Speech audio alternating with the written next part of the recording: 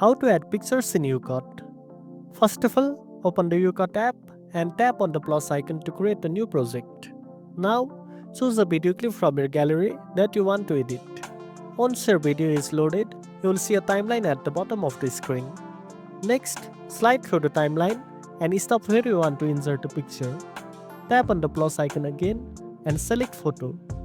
This will open your gallery, allowing you to choose the picture you want to add. After selecting it, the picture will appear in your timeline right after the selected clip.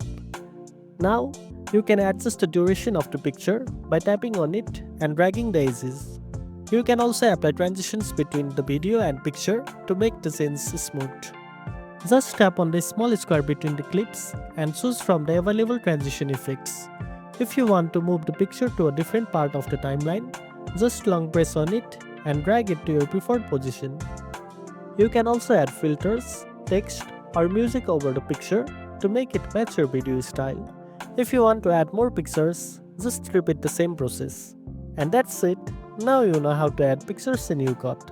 If you found this video helpful, don't forget to like, share, and subscribe for more tech tips. Thanks for watching, and I'll see you in the next one.